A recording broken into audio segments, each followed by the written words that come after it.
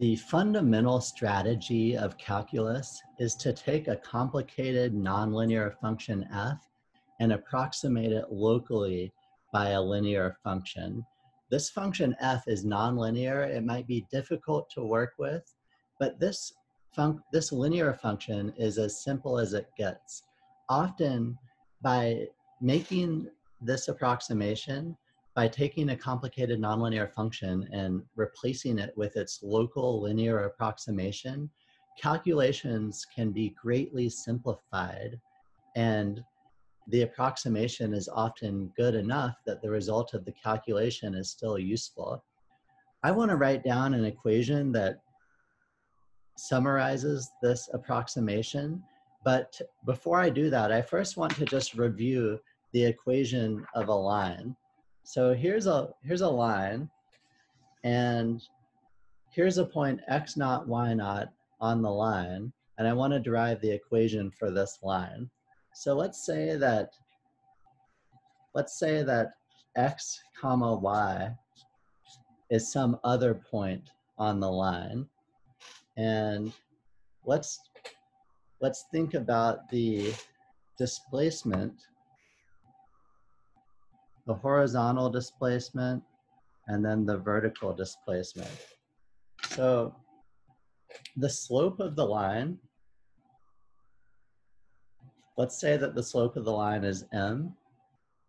M is equal to rise over run by definition. And what's the rise? When you go from here to here, what's the rise? Well, you start off at your starting point, your y coordinate is y naught, and then you go up to here, and now your y coordinate is y. So your y coordinate has increased, and the amount of increase is y minus y naught. And what's the run? The run is the displacement from here over to here. At this point, our x coordinate is x naught. At this point, our x coordinate has increased. The amount of the increase is x minus x naught. So m, the slope of the line, is equal to y minus y naught over x minus x naught. Now let's multiply both sides of our equation by this denominator. That gives us y minus y naught equals m times x minus x naught. And now finally, let's bring this term y naught over to the right. So that gives us y equals y naught plus m times x minus x naught. And this is our equation for the line. This is called the point slope form for the equation of this line. Point slope form, because we were given a point x naught, y naught that belongs to the line, and we were given the slope of the line, and this is our equation of the line that we can write down if we're given those two pieces of information. Someone gives us a point on the line and someone gives us the slope of the line. We can write down this equation for the line. Now we're ready to look again at our local linear approximation to our nonlinear function f. Let's write down the equation of this tangent line. We know a point on the tangent line. This point x naught comma f of x naught, that's a point on the tangent line. And we know the slope of the tangent line. The slope of the tangent line is f prime of x naught. So we know we're given a point on the line and the slope of the line. Therefore, we can write down the equation for the tangent line immediately. And the equation is y equals f of x naught plus f prime of x naught times x minus x naught. So if we have some point x, which is close to our base point x naught, then the value of f at this point x is approximately equal to the value that we would get if we take x and plug it into this linear function here. In other words, f of x is approximately equal to f of x naught plus f prime of x naught times x minus x naught. This equation here expresses the idea that we are taking a nonlinear function f and approximating it locally by this linear function. The approximation is good when x is close to x naught. This approximation is the fundamental strategy of calculus. The fundamental strategy of calculus is to use this approximation. And sometimes this approximation is called Newton's approximation. This approximation is the key idea of calculus. Calculus is all about taking a nonlinear function and approximating it locally by a linear function. That's the key idea of calculus. And most formulas of calculus can be derived easily just by using this approximation. If you start to look for that, you see it again and again. Sometimes I write Newton's approximation using a slightly different notation.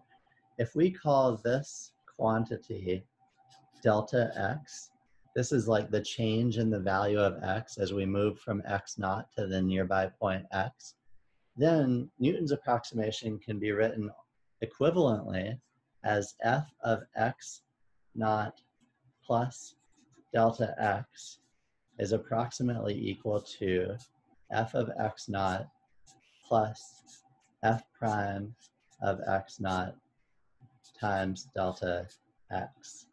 This is just an equivalent way of writing Newton's approximation.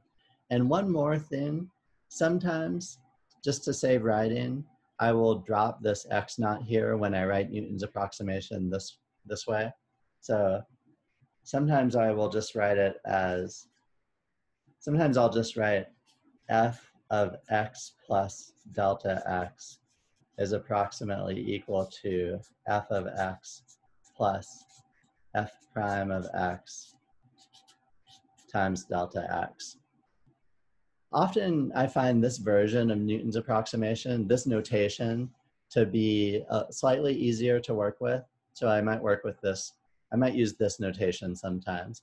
And when I write Newton's equation this way, I think of x as being like our base point, and delta x is our displacement. So if you want to evaluate, if you want to approximate the value of f at this nearby point, what you do is you take the value of f at your base point, and then you add this term. Here we have f prime of x multiplied by our displacement. X is the base point,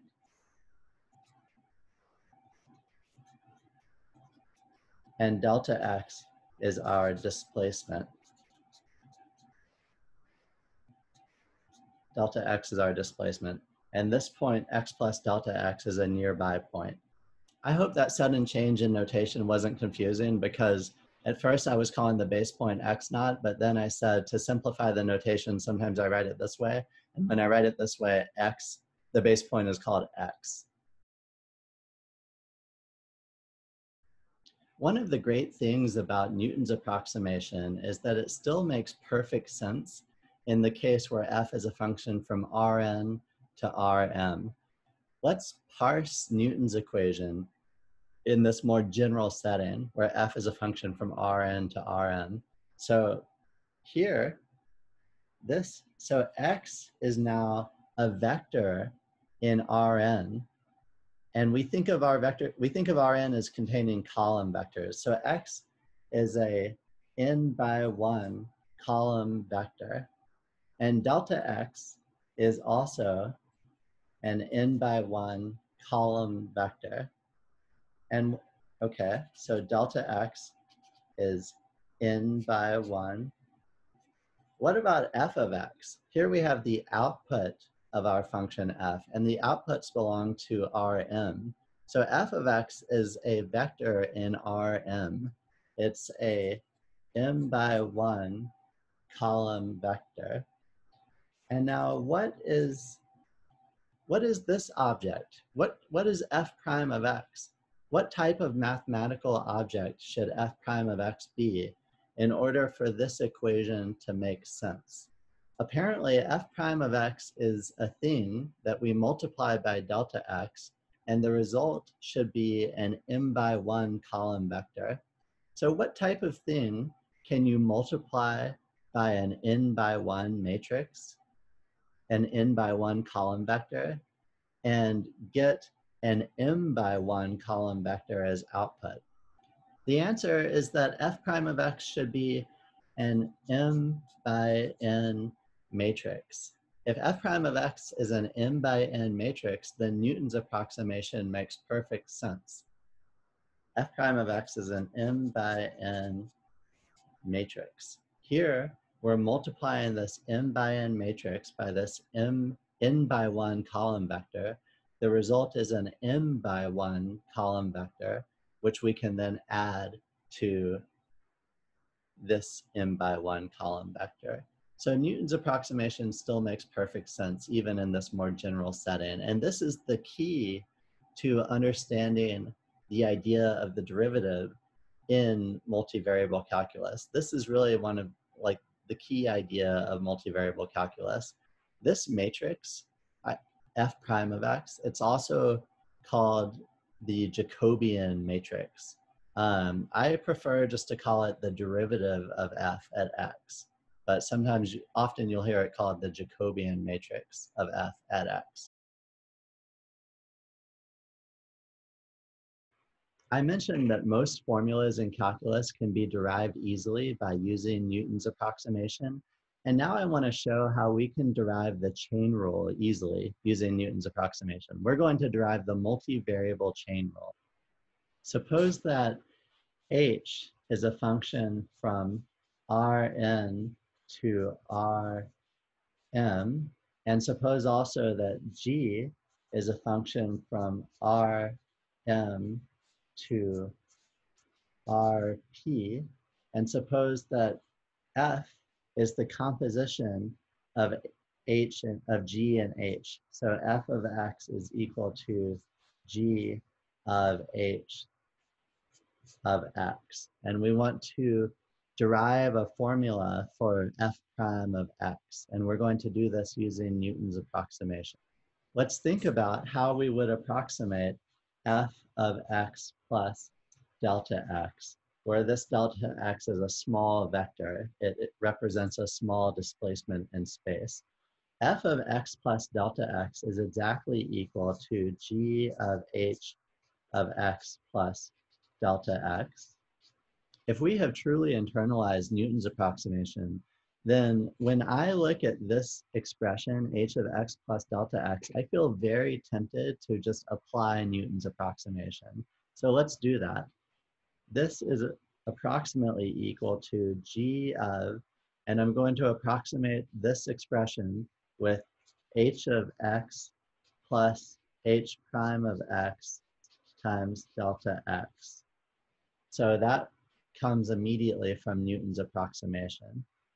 Now, if we have really internalized Newton's approximation, then looking at this, we might feel tempted to apply Newton's approximation again. This time, we're going to take h of x as our base point, and we're going to take this expression as our displacement. So this is going to be our base point, and this is going to be our displacement. And we're going to use Newton's approximation now on g. So, and when we do that, we find that this is approximately equal to g of h of x plus g prime of h of x multiplied by h prime of x times delta x. That comes immediately from using Newton's approximation on g. Now let's compare this with Newton's approximation for f. So Newton's approximation says that f of x plus delta x is approximately equal to f of x plus f prime of x times delta x. And this term here matches up perfectly with this term here. And this term here, that's a f of x, that's exactly the same thing as g of h of x. These two terms are the same. This term matches up perfectly with this term. And so we see that this term matches up with this term. So we have discovered that f prime of x is equal to g prime of h of x times h prime of x. Let me write that down. F prime of x is equal to g prime of h of x times h prime of x. This is the chain rule, the multivariable chain rule. Now that wasn't a rigorous proof, that was only an intuitive argument, but that shows you how easy it is to discover this formula. I remember when I first encountered the multivariable chain rule, I thought it must be quite difficult to discover this formula, but it's actually really easy to discover this formula. You just use Newton's approximation twice. Also, this is a great type of intuition because you can convert this intuitive argument into a rigorous argument. That would be done in like a real analysis textbook. And the rigorous proof follows the intuitive argument closely. It's just like a more careful version of the same argument. Now let's parse this equation. What is h prime of x? Remember, h is a function from Rn to Rm. So h prime of x is an m by n matrix. And g is a function from Rm to Rp. So g prime of h of x is a p by m matrix. So what's happening here is we're multiplying a p by m matrix by an m by n matrix. The result is a p by n matrix.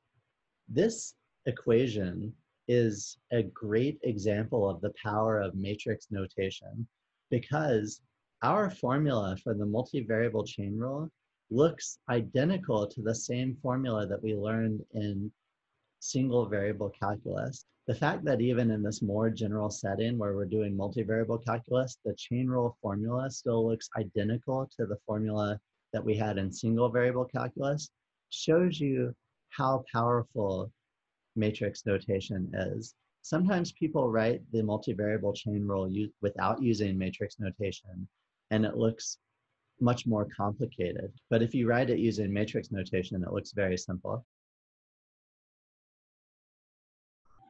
So now I want to discuss fitting a line to data, which turns out to be a great application of multivariable calculus and of the multivariable chain rule, and is also a really useful thing to know how to do.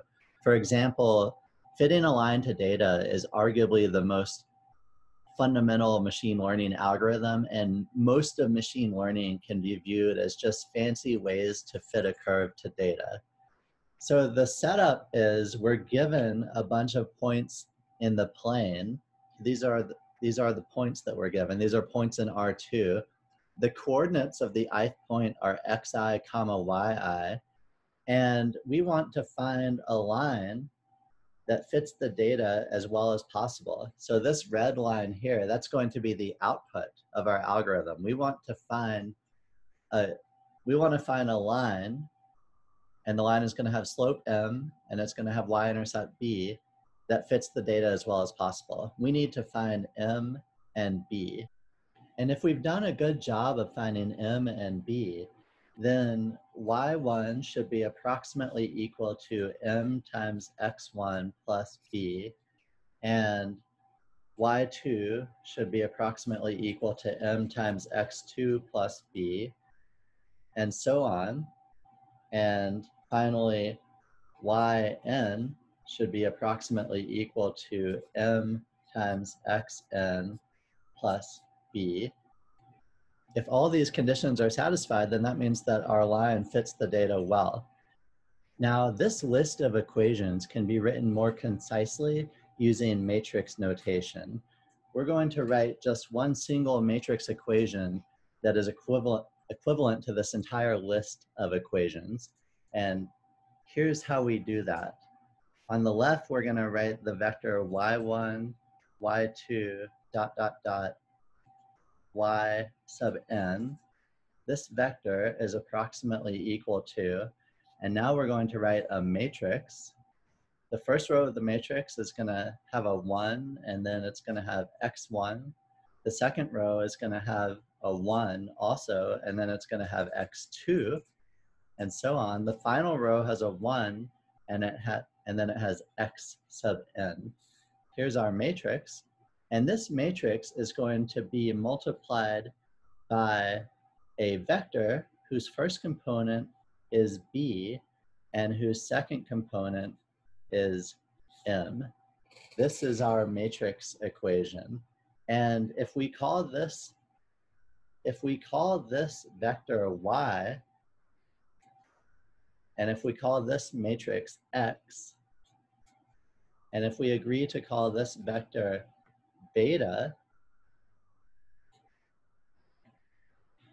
then our whole system of equations, this whole list of n equations, has now been written very concisely as just this vector y is approximately equal to this matrix x times this vector beta. That's a good example of how matrix notation allows us to express things very concisely. Let's check that this matrix equation really is equivalent to this list of equations. How do we multiply this matrix by this vector? Here, this matrix has n rows and 2 columns, and this matrix, this column vector, has 2 rows and 1 column. So when I multiply this matrix by this vector, the result is going to be an n by 1 column vector. And what's the first component of that column vector? To get the first component, I do the first row of our matrix dot product with this column vector. So I do 1 times b plus x1 times n. But that's, you can see, that's the same thing that we have here. So that's the same thing. And now when I multiply this matrix by this vector, what's the second component of the resulting vector going to be? Well, to get that second component, I have to do the second row of x dot product with this vector. So that means I have to do 1 times b plus x2 times m. But that is the same thing as what we have here. So you can see that this matrix equation really is equivalent to this list of equations up here, but this is a much more concise way of writing it. Now, we hope that this approximation is very good. We hope it's as good as possible. Another way to say that is that we hope that the vector x times beta minus y, we hope that the difference between this and this is very small. In other words, and what does it mean for a vector to be small? It means that the norm of the vector is small. So we hope that this vector has a small norm.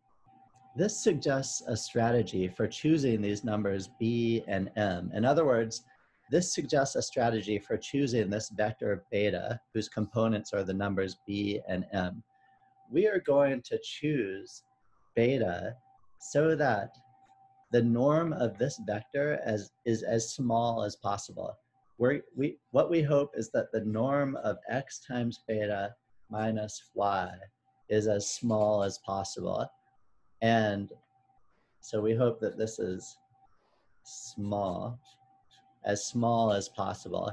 If this norm is small, then that means we've done a good job of fitting a line to our data. Now the math is going to work out a little bit more nicely if I square this and if I put a 1/2 here.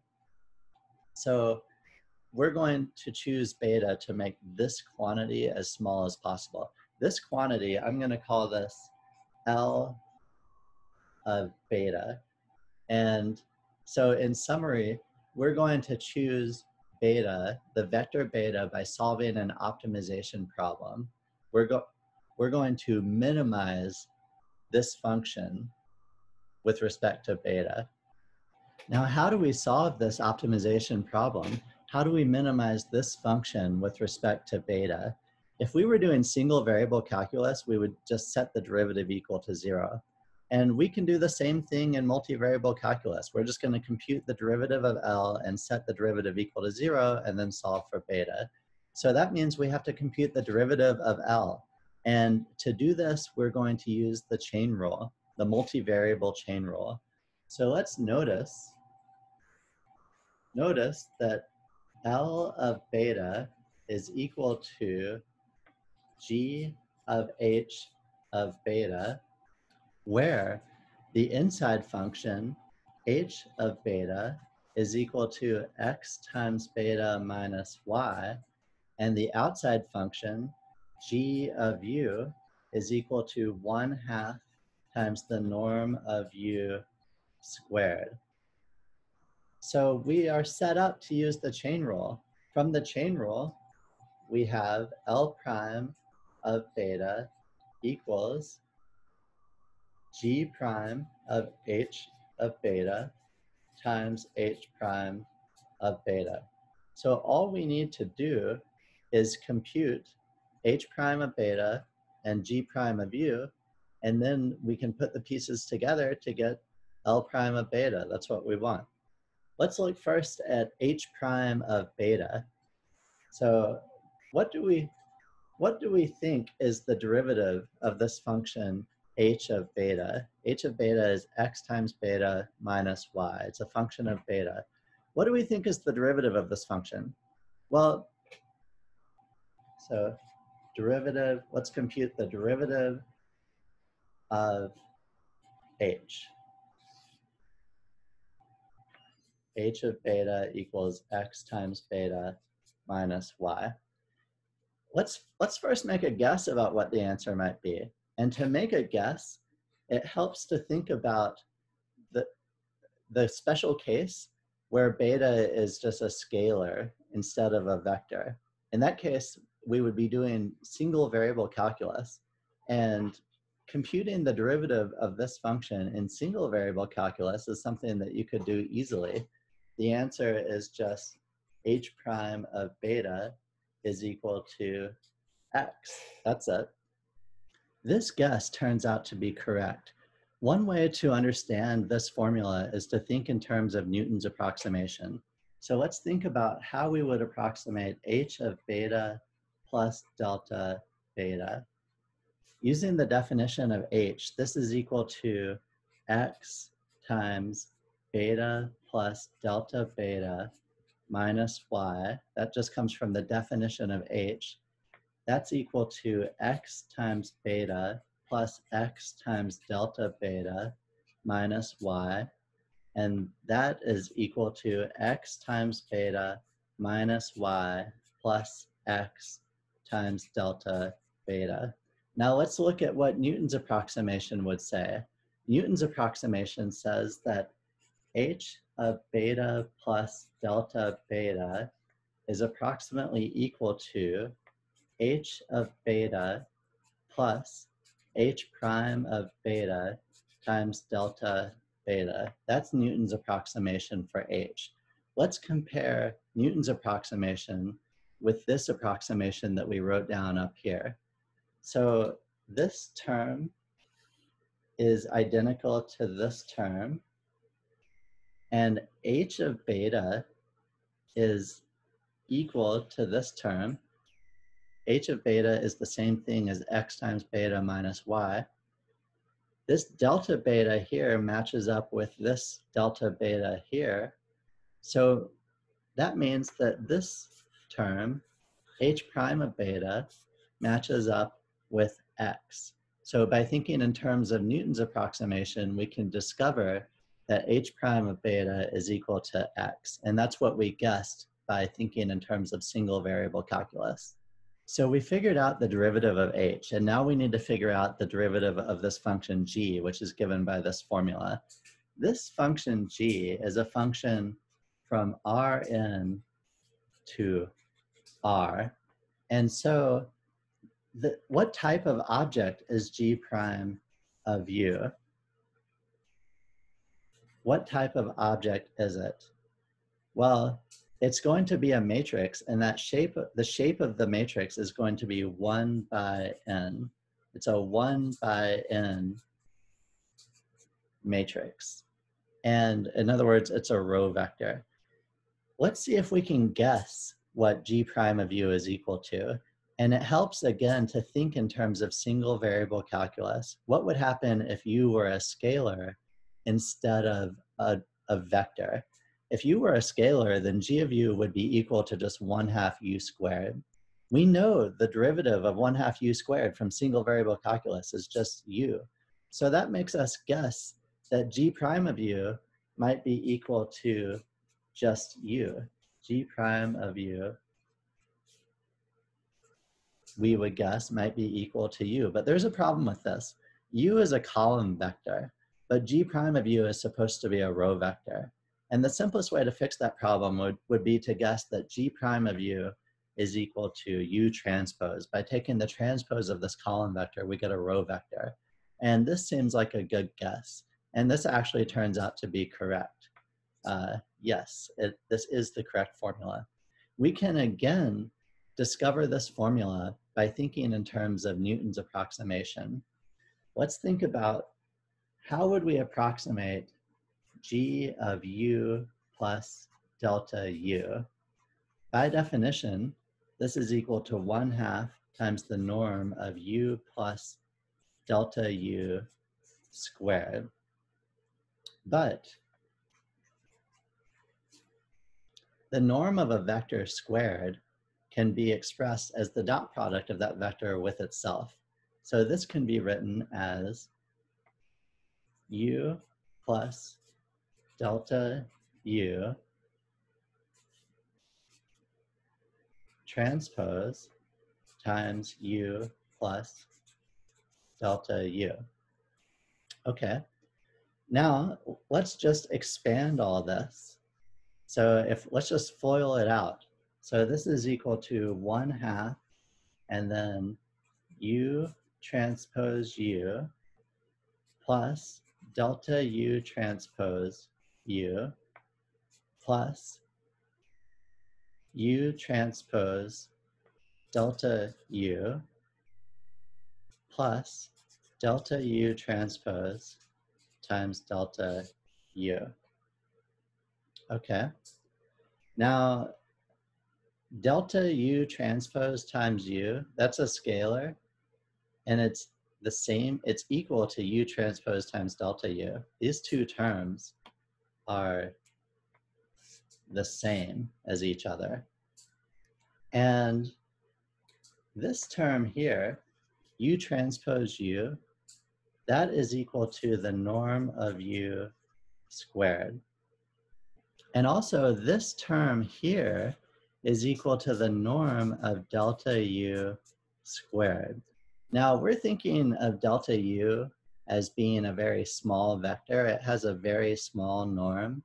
And if we take a small number and square it, then the result is tiny, very tiny, because we squared it. For example, if you take 1/1000 and square it, then you get 1/1,000,000, which is super tiny. So this term is actually going to be negligible because it's negligible. We're taking a small quantity and squaring it. So this whole expression is approximately equal to 1/2 times the norm of U squared plus U transpose times delta U. Where did this term come from? I combined these two terms into one single term, so that gave me 2U transpose delta U, but then we multiplied by 1/2, so the 1/2 canceled out with the 2, and I was left with just U transpose delta U. And I'm omitting this term because it's negligible. It's super tiny. Here we have just approximate equality, but the approximation is good because this term that we omitted is very small. So let's compare this with Newton's approximation for G. Newton's approximation would tell us that G of U plus delta U is approximately G of U plus G prime of U times delta U. And this term here matches up perfectly with this term here. And G of U is the same thing as 1/2 times the norm of U squared. This delta U here matches up with this delta U here. So we can see that G prime of U matches up with U transpose. So that shows how by using Newton's approximation, we can discover the derivative of G. G prime of U is equal to U transpose. So now we're ready to take the derivative of our function L of beta.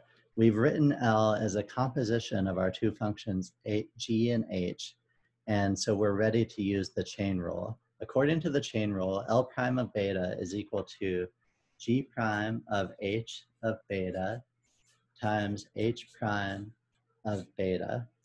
And we know that this H prime of beta we discovered is equal to X, and G prime of U is equal to U transpose. And if we plug in H of beta for U, then what we have here is just H of beta transpose. Now let's plug in the formula for H of beta. H of beta by definition is X times beta minus Y. So we have H of beta transpose multiplied by X, and this is L prime of beta right here. So our goal is to minimize L of beta. We're doing that by setting the derivative of L equal to 0. So we set this equal to 0. Now we need to solve for beta. So how do we solve for beta? Let's first take the transpose of both sides of this equation. What happens when we take the transpose of the product of the two matrices? Well, what we get is just X transpose, the transpose of the second matrix, multiplied by the transpose of the first matrix. So that's X times beta minus Y. The transpose of this is this. And so this should also be equal to 0. Next, let's distribute this matrix X transpose. So when we do that, we get X transpose X beta minus X transpose Y equals 0. And now finally, let's bring this term over to the right. That gives us X transpose X times beta equals X transpose times Y. This is a linear system of equations for beta. And we can solve this linear system of equations using whatever method we like, such as Gaussian elimination. Let's look at the shape of this coefficient matrix X transpose X. X, what's the shape of X? X is n by 2. So X transpose is 2 by n. So when we compute X transpose X, we're multiplying a 2 by n matrix by an n by 2 matrix. So the result is 2 by 2. This matrix X is a 2 by 2 matrix. This vector beta, remember, it contains two numbers. It has two components, which were B and M. And so beta is its shape is 2 by 1. Beta is a column vector. It's a 2 by 1 column vector. And on the right, what's the shape of Y? Y is n by 1. X transpose is 2 by n. So here we're doing a 2 by n matrix multiplied by an n by 1 matrix. So the result is a 2 by 1 matrix, 2 by 1 column vector. Now, if we want to write some Python code to solve this system of equations, we can do it like this. In our code, we're going to have to compute this coefficient matrix X transpose X. So Step one in our code will be to create the matrix X.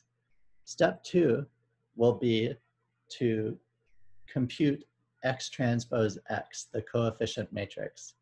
And then step three will be to compute this quantity, X transpose times Y. And then finally, we just have to solve this linear system of equations. This is a famous linear system of equations. This is called the normal equations. And it's called the normal equations. And this type of problem that we've just solved, where we minimize this function L, this problem is called a least squares problem. And what we have discovered is that to solve our least squares problem, all we have to do is solve the normal equations. When you study statistics and you do linear regression, you're going to have to solve a least squares problem just like we just did. And the normal equations are the key to solving a least squares problem. Now let's write some Python code to actually fit a line to some data. Here's a section of code that is randomly generating a synthetic data set and then plotting the data. If we run this section of code, you can see here's the data we're working with. We want to fit a line to this data. So the first thing we need to do is create our matrix X, and let me create an array that has n rows and 2 columns, and it's initially going to be all zeros. So I'll do np.zeros of n comma 2. And then let's have a for loop for I in range of n. And I'll do x of I comma 0 equals 1. And x of I comma 1 is equal to x vals of I. So that for loop creates our matrix X. Let's run that section and let's take a look at X. Okay, there it is. Now let's create our coefficient matrix, which I'll call XTX. It's the transpose of X multiplied by X. So I just do X dot T at X. When you're working with NumPy, when you're working with matrices in NumPy, this at sign means matrix multiplication. And I also have to create what I'm going to call this XTY, and it's going to be the transpose of X multiplied by our vector of Y values. Okay. And now we just need to solve this linear system of equations. We have to solve X transpose X times beta equals X transpose Y. And NumPy will solve this system of equations for us. We're going to call, there's this, so NumPy has a sublibrary that does linear algebra for us, and that sublibrary has a method called solve, and all I have to do is give this function, the solve function, the coefficient matrix XTX, and also the vector X transpose Y, which is the right-hand side of our system of equations, and then NumPy will just solve this system of equations for us. And let's run this. So we just solved the normal equations. And let's look at beta. There is beta right there. And you can see that this first component, that's our estimate of B, where, remember, we're fitting a line, and that means we need to find M and B. And this first component is our estimate of B, and the second component is our estimate of M. And these values agree closely with what I used as the ground truth values of M and B up here. The ground truth value of M when I constructed the data set was 0.5. The ground truth value of B when I constructed the data set was 1. So our estimate is that B is approximately 1.04 and M is approximately 0.49. Those are pretty good estimates.